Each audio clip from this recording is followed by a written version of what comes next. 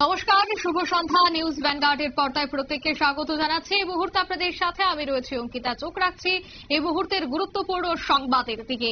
ভারতীয় মজদুর সংঘের প্রতিষ্ঠা দিবস পালন করা হচ্ছে, ঠিক তেমনি 70 বছর পূর্তি উপলক্ষে দক্ষিণ ত্রিপুরায় দেখা গেছে বিশেষ কর্মসূচির আয়োজন। ত্রিপুরা বাস, এছাড়া গাড়ি চালক সংঘ এবং অটোরিকশা মজদুর সংঘের মহকুমা কমিটির উদ্যোগে যুব সমাজকে ড্রাগসের হাত থেকে রক্ষা করার লক্ষ্যে শাকবাড়ি স্থিত পুলিশ সহায়তা কেন্দ্রের আজ উদ্বোধন করা হয় বিশেষ দিনে, যেখানে উপস্থিত ছিলেন বিধায়ক মালাফলু মগ, এসডিপিও নিত্যানন্দ সরকার, সমাজসেবক বিপুল ভৌমিক সহ বিএমএস সাবরুম কমিটির সভাপতি সুনীল দেবনাথ।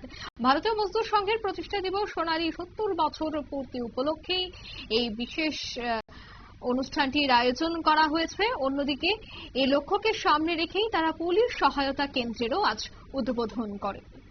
তবে আজকের এই অনুষ্ঠান থেকে প্রতিষ্ঠা বার্ষিকী থেকে কি বলছেন বিএমএস এর সদস্যরা, শোনাবো।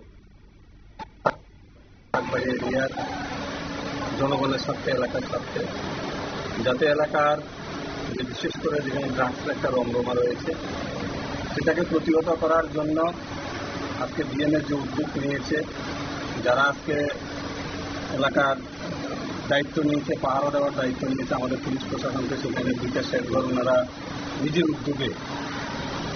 উদ্যোগে ওনারা করেছেন। তার জন্য আমি ওনাদেরকে সাধুবাদ জানাবো। এই ধরনের মহৎ উদ্যোগকে আগামী দিন আরও যাতে থাকে এলাকার স্বার্থে, জনগণের স্বার্থে। আমরা পাশে আছি, মানুষকে এই বার্তা দেওয়া যে রাজ্যের উন্নয়নের ক্ষেত্রে, নেশা জাতীয় দ্রব্য বর্জনের ক্ষেত্রে আপনাদেরও ভূমিকা রয়েছে। এটা দেখে সমাজ অনুপ্রাণিত হোক, মানুষ অনুপ্রাণিত হোক, এটাই মূল বিষয়। আমি আবারও আজকে বিএমএস এর যারা কার্যকর্তারা রয়েছেন সবাইকে আমার ব্যক্তিগত পক্ষ থেকে অসংখ্য ধন্যবাদ এবং শুভেচ্ছা জানাবো এই ধরনের মহৎ উদ্যোগ গ্রহণ করার। আপনারা শুনলেন বিএমএস এর সদস্যদের বক্তব্য। পুলিশ সহায়তা কেন্দ্রের আজ উদ্বোধন করা হয়।